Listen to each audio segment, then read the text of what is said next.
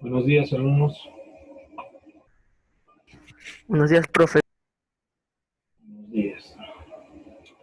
A ver, ya que todos están reunidos, quiero decirles, alumnos, que este sábado y domingo se va a entregar libreta. Bueno, ya sabrán los alumnos que están jalados, ¿no es cierto? Ya me imagino que sabrán. Acuérdense que estamos en una educación virtual.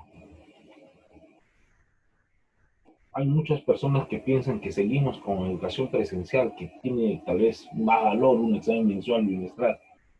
Oiga, lo que tiene más valor son las clases, son las prácticas diarias que se dan en las clases, los ejercicios desarrollados, la presentación de temas. Eso es lo que tiene más prioridad. ¿Por qué tiene más prioridad? Porque eso, si quiere, es el esfuerzo de ustedes. Muchos los exámenes lo dan con la computadora, con libros, con lo que quieran. Eso no es su nota. Los alumnos que están mal, por ejemplo, en biología, Chávez Robles Valentino, ha salido mal. Narváez Gonza Sebastián, también ha salido mal. Eso en biología. En física. En física, Carvajal Cucho.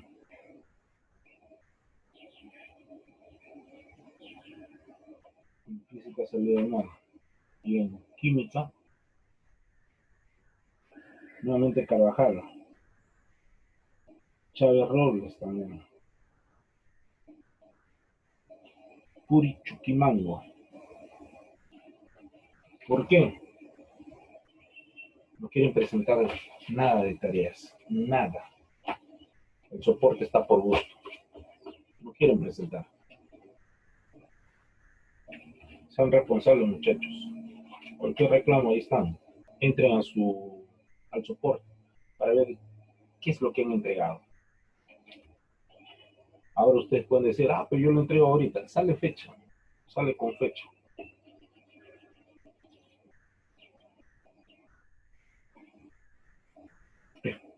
Este tercer periodo todavía pueden presentar. Acuérdense que termina dando los exámenes finales.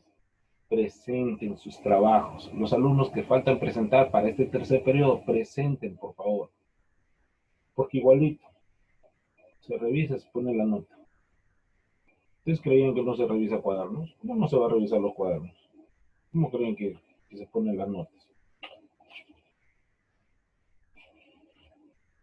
Muchachos, tenemos clase de biología. Acuérdense que no utilizamos pizarra, solamente es expositiva en biología. Para eso vamos a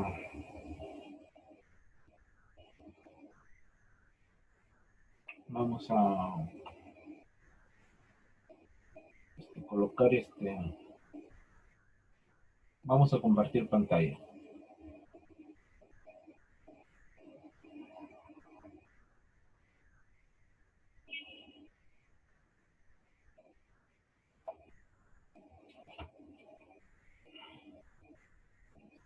Tema 4, reino plantado.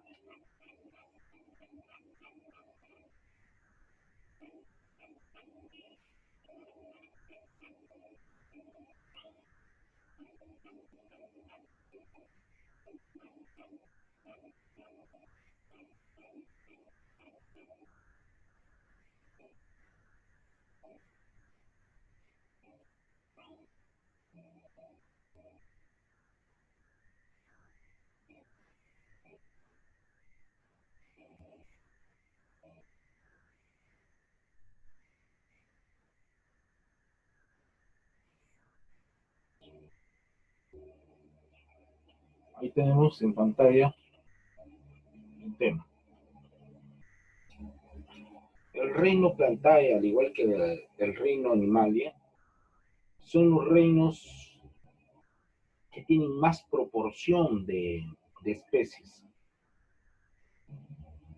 Bueno, especies únicas, ¿no? Pero tenemos de familias, tenemos en realidad hay varias clasificaciones, ¿no? Sobre todo el reino Plantae, que tenemos las briofitas, las,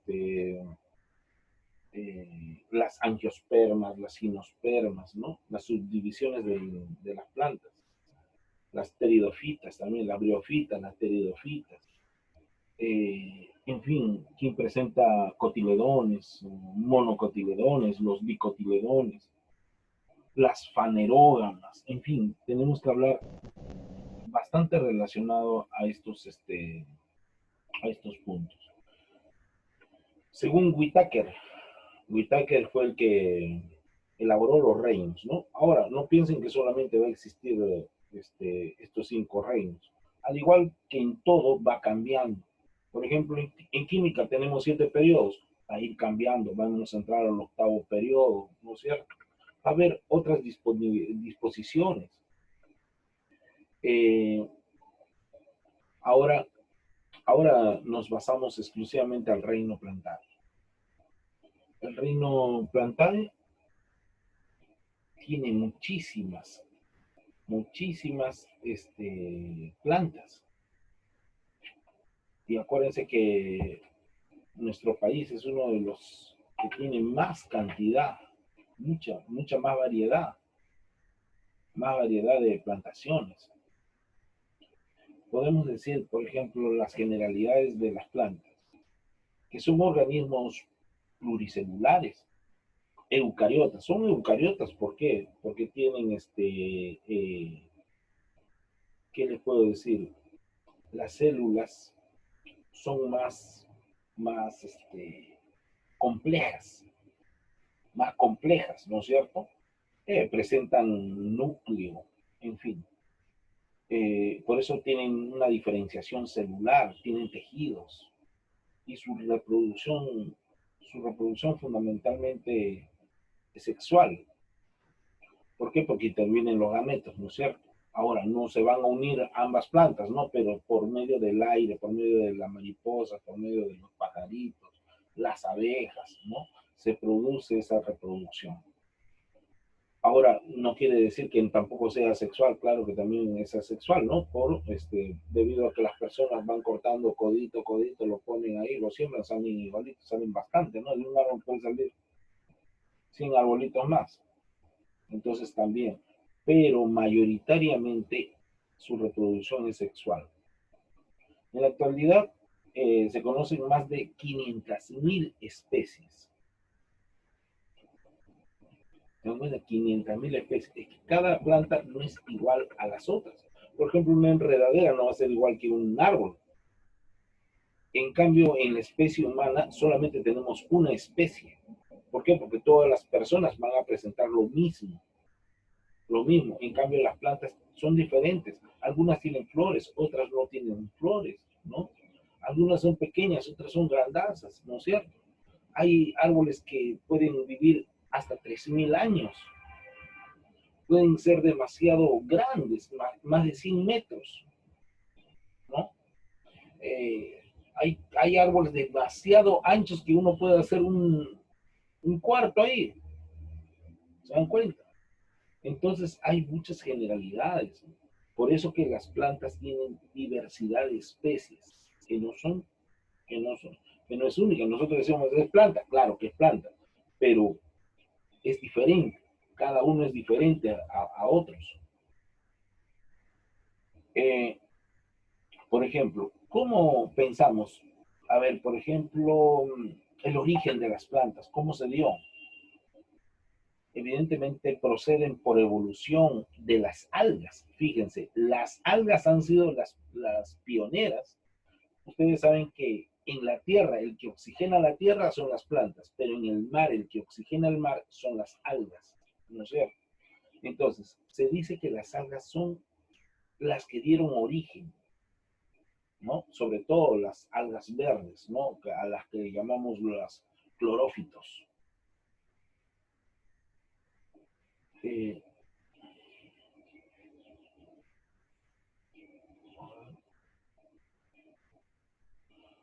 ya, muy bien. ¿Cómo se sabe que realmente se dio una evolución? Muy bien. Miren, las plantas más o menos aparecieron en la era el devónico. ¿Ya? Si nosotros hacemos, por ejemplo, la Tierra, colocamos, vamos a colocar que en el periodo devónico. Pero el periodo devónico no es que de acá, que pasó que un año, 2 años, sino esto se dio en el devónico hace 350 millones de años. Eh, Aunque les diré que fue en el Carbonífero, o sea, un periodo más anterior, cuando colonizaron todos los continentes. En el Carbonífero fue que colonizaron todo. O sea, aparece en el Devónico, ¿no? Pero después en el Carbonífero ya prácticamente fue como este virus, el coronavirus. Se propagó a todos los continentes las plantas, ¿no? Ahora, nosotros podemos observar acá. Ese es, este,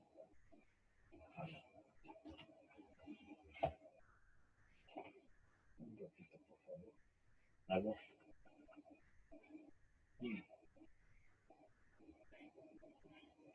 ¿Cómo? Sí, sí, a ver.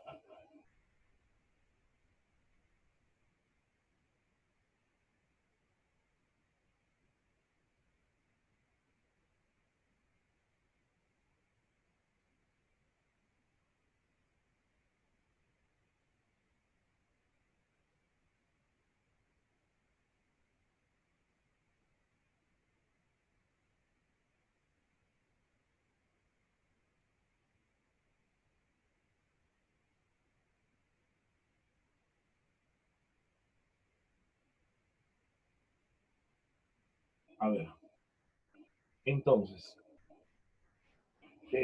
las plantas, por ejemplo, realmente no es que haya, o sea, aparecen, no aparecen como si fueran árboles, pues, ¿no?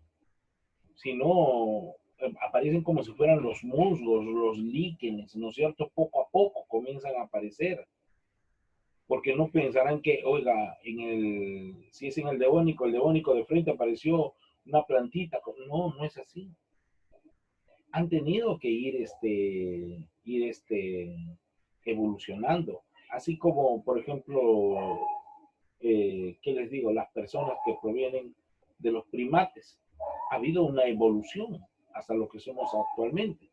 Por ejemplo, si se dice que han sido las plantas, ¿cómo han evolucionado? De las algas verdes. Ahora, ¿cómo las algas verdes han venido a la Tierra? Se supone que las algas no caminan, sino que ha habido un intermedio, ha habido animales que entraban al mar y sacaban, ¿no? Y esos restos lo iban dejando en las orillas. Y de las orillas, como tenían tal vez la propiedad de reproducirse, se fueron reproduciendo así rápidamente. Ellos, los animales, iban consumiendo. Bueno, ahora, Ahora hay que ver qué animales. A lo mejor no había animales en ese tiempo, me estoy confundiendo. Porque los animales aparecieron en la era terciaria. Y estoy manifestando, no sé exactamente, pero voy a preguntar acá a Google quién fue primero, los animales o las plantas. A ver, vamos a ver. ¿Quiénes poblaron los animales o las plantas?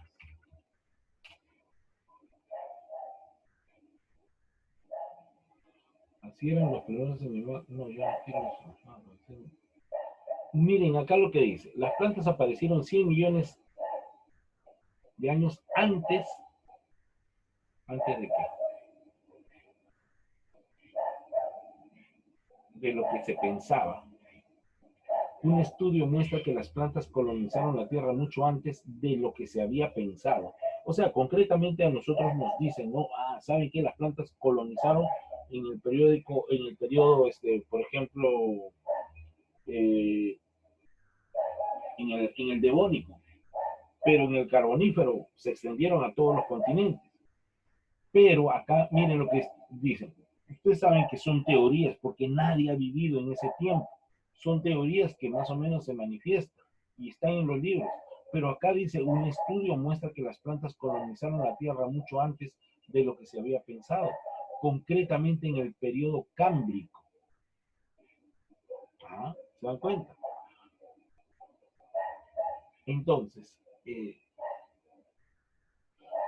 yo entiendo a ustedes, alumnos, que les puedo decir, oiga, periodo devónico, periodo cámbrico, periodo, ¿qué les digo, no? Carbonífero. Y ustedes, yo no sé si en historia les estarán enseñando a ustedes los periodos.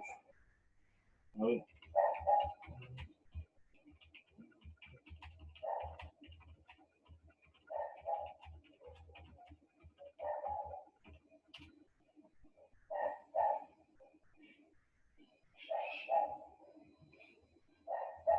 En todo caso, a ver, en todo caso, ustedes están viendo lo que yo estoy, mostrándoles, ¿no? Aló, aló.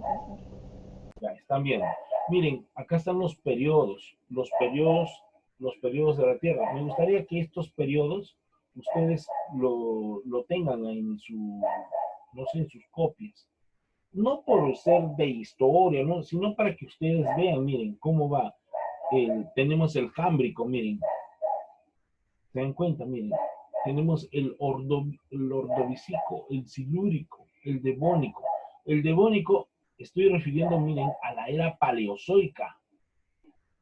Miren, que son 400 millones antes. Pero, donde Devónico aparecieron, pero en el Carbonífero se proliferaron, ¿no es cierto? Pero ahora, ¿qué es lo que están diciendo? Lo que dice, en el Cámbrico. Oiga, mire, el Cámbrico, ¿ves cuándo? Al inicio, prácticamente. Miren. Entonces, miren, se dan cuenta todos. Miren, el Carbonífero, el Pérmico, el Triásico, el Jurásico. Miren, el Jurásico es de los animales prehistóricos. Quiere decir que las plantas estaban antes. Oiga, ¿y cómo se propagó entonces por el aire? Pero mi pregunta es, ¿cómo va a haber aire si las plantas son las que dan el aire? Se supone que antiguamente en este periodo no había vida. Y las algas comenzaron, o sea que las algas fueron las primeras que dieron aire a al mar, porque eso lo oxigenaron al mar. Entonces existían las algas, pero las algas no venían, no pueden caminar. La pregunta es, ¿cómo se propagó? Oigan, muchachos, si nosotros supiéramos eso, estaríamos averiguando la vida en la humanidad. Pero lástimamente nosotros no sabemos eso. Los científicos tampoco lo saben. Es por eso que solamente se hace un criterio, una idea, pero no se está al 100% seguros. de en qué periodo surgieron las plantas.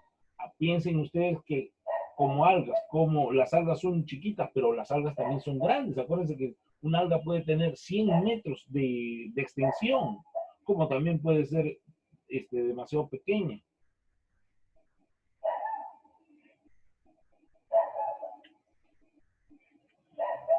A ver.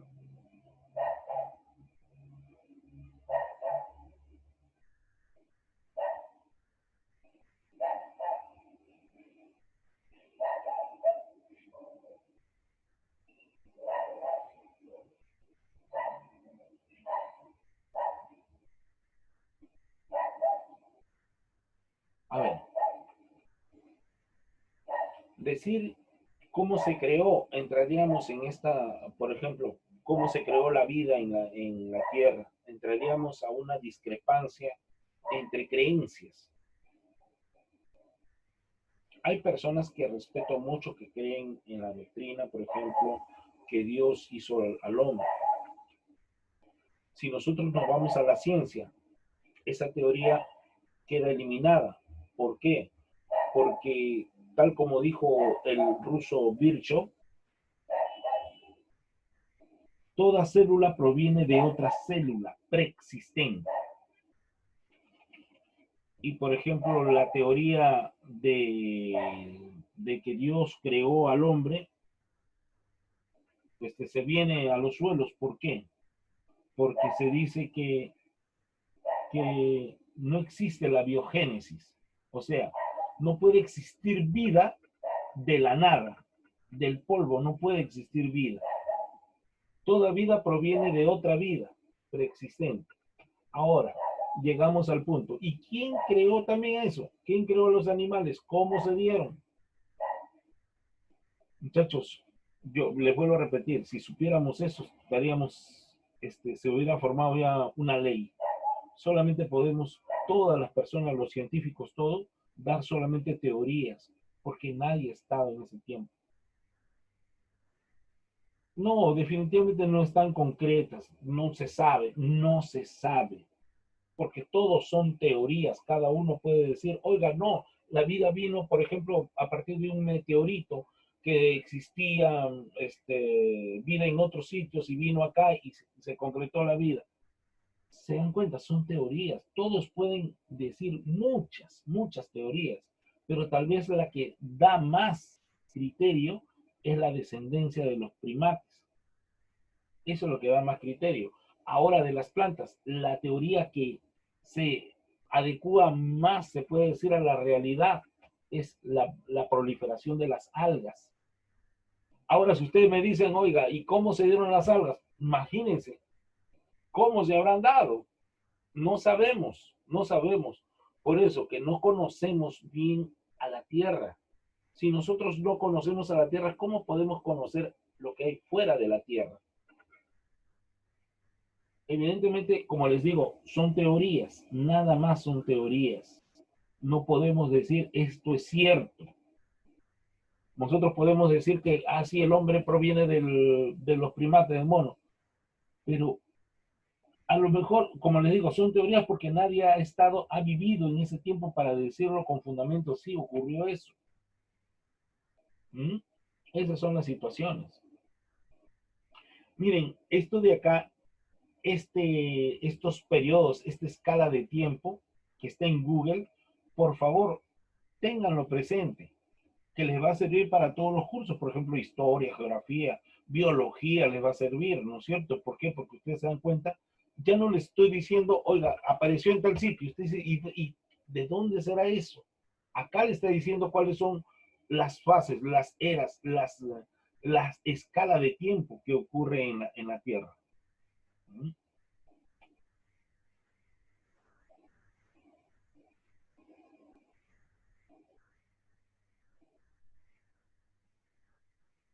Sí, pues, es cierto. Pero todo relacionado a la Tierra, a la vida, les vuelvo a repetir, son teorías. Por eso le dicen ¿no? Teoría, por ejemplo, la teoría del poblamiento del hombre americano. Son teorías, todos son teorías. Son y las teorías son especulaciones, nada más. No hay certeza. Hay más probabilidad de que sea cierta, sí, pero no hay seguridad, ¿ya? No hay seguridad. Nadie puede decir, oiga, esto es, ¿no? Claro, son suposiciones, pero de acuerdo a la vida que nosotros llevamos, vemos que pueden ser ciertas. Pueden, tal vez en un 90%, 95%, pero nadie puede decir al 100%, porque nadie lo ha visto. Nadie ha visto, nadie ha estado ahí. A eso nos referimos. Entonces, decimos acá, miren, ¿cómo se reproducen las plantas? Las plantas se reproducen de forma sexual y la mayoría lo hacen exclusivamente por este procedimiento. Sin embargo, las más primitivas, que son las briofitas y las pteridofitas, ahora ustedes dirán, profesor, ¿y qué son a quiénes se le llama briofita? A ver, vamos a ver acá un ratito.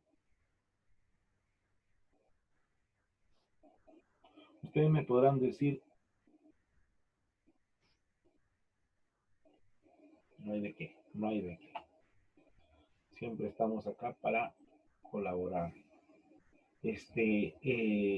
Miren alumnos, por decir, ¿no? ¿A quiénes se les dice las briofitas? Ustedes me dirán, oiga, ¿y quiénes son las briofitas?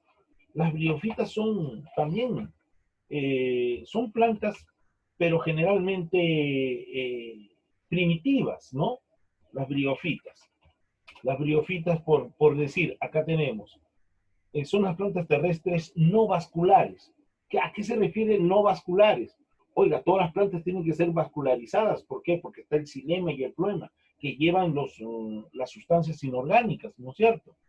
Pero, pero en este caso, las plantas briófitas se caracterizan porque no tienen vasos conductores, ni flores, ni frutos. Son plantas pequeñas que viven en lugares húmedos, nada más. ¿Ya?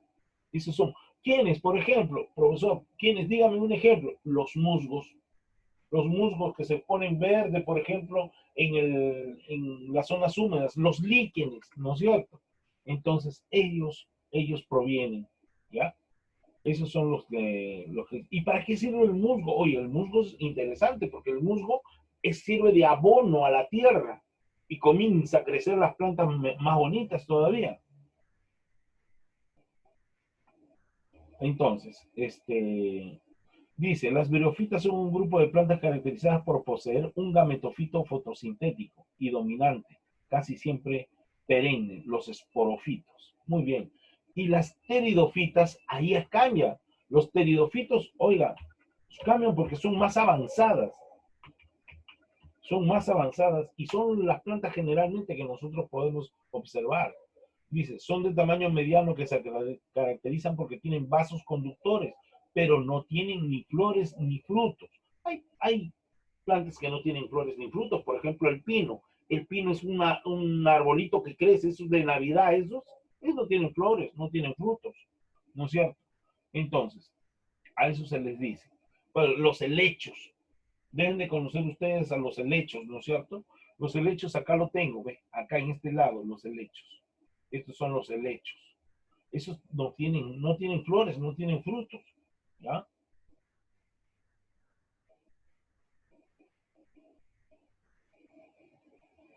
En fin, tenemos acá también, miren, eh, también la reproducción de las plantas también pueden ser asexualmente, por esporas y de forma alternante, ¿no es cierto?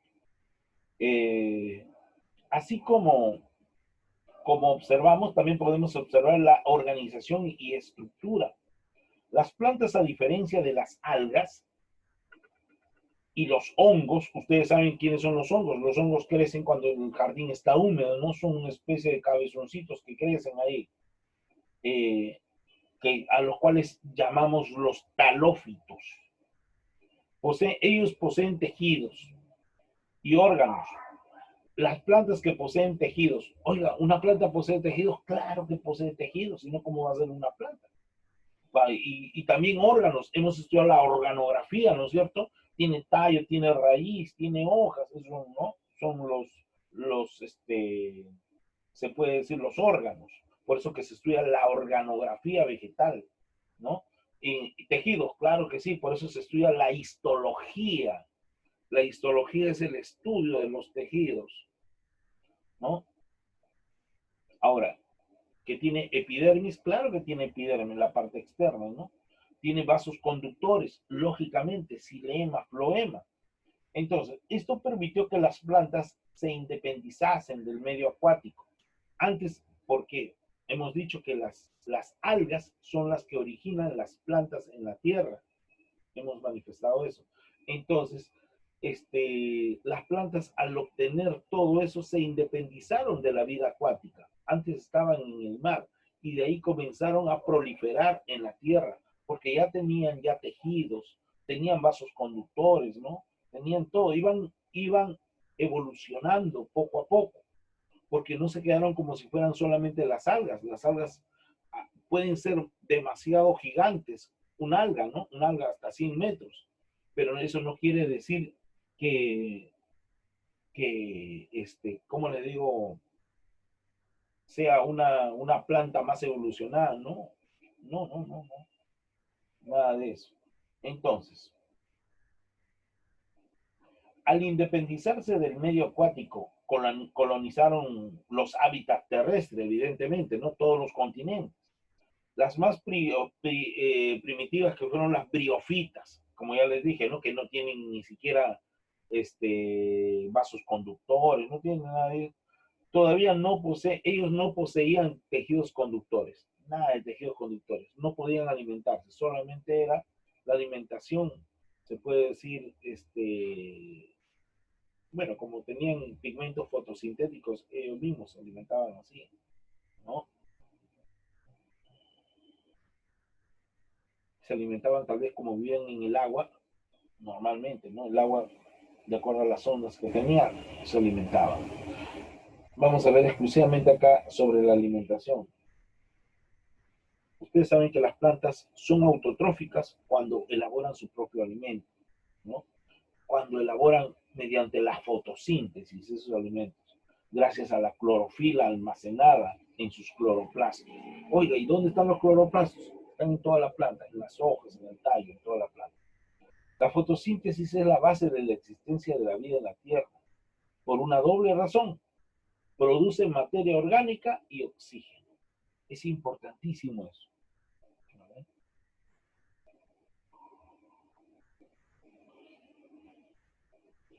A ver, decir que todas las plantas son autótrofas, caeríamos en un error. Evidentemente hay plantas carnívoras, pero las plantas carnívoras, ¿de qué se alimentan? Porque necesitan alimentarse de materia orgánica, al no poder elaborar ellas su propia alimentación. O elaboran su propia alimentación a medias, pero tienen que tener más alimentación. Y esto lo realizan las plantas carnívoras. Se le dice plantas carnívoras a las que comen insectos. Insectos nada más.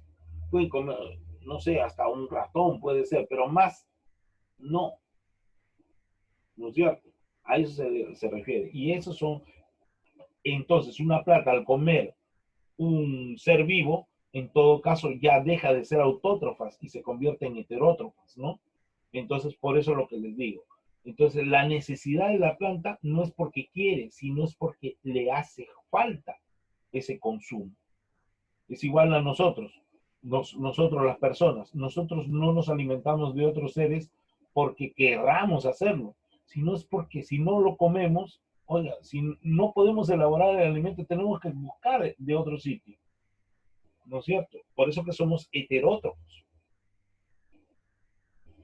Entonces, con respecto a la ecología, las plantas están adaptadas a la vida terrestre, aunque algunas han vuelto al agua. Algunas son plantas acuáticas, ¿no es cierto? Antiguamente se decía que los corales son plantas, pero se han dado cuenta que no son plantas, porque se mueven. Oiga, pero ¿qué se mueven esos corales? Si ustedes ven, se mueven más o menos 1 milímetro, 2 milímetros al año.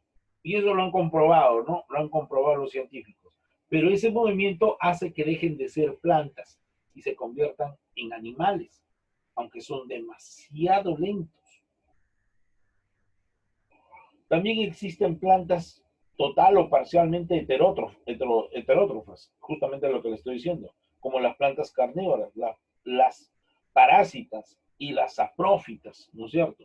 ¿Quiénes son los saprófitos? Son los descomponedores, son los animales descomponedores, ¿no? Pero también hay plantas que también intervienen en ese aspecto. O sea, todas las plantas no pueden ser totalmente o parcialmente, como les digo, ¿no? Heterotróficas. Por ejemplo, hay una planta que dice que es el cabello de monte, que es planta parásita, desprovista de clorofila. No piensen que todas las plantas tienen que tener clorofila. Todas las plantas no elaboran todas fotosíntesis. ¿Ya? Para eso están, por eso vemos plantas carnívoras. Vamos a ver acá una planta carnívora para que ustedes vean. No son grandes, no les van a comer a ustedes porque no se puede. En películas ustedes podrían haber visto eso, pero no existen plantas grandes ahí, solamente comen insectos, ¿no? Plantas carnívoras. No, así que no hay de qué asustarse. Miren, vamos a ver.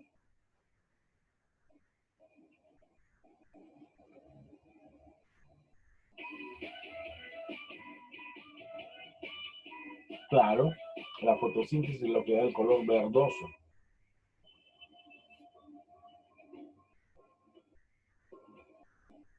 Existen más de 600 especies de plantas carnívoras en todo el mundo. Se alimentan de insectos y otros animales a los que atraen y capturan con distintos tipos de trampas. Estas son las 10 plantas carnívoras más increíbles y aterradoras. Número 10. Darlingtonia, también llamada lirio cobra. Son nativas de California y Oregón y crecen en zonas montañosas y costeras.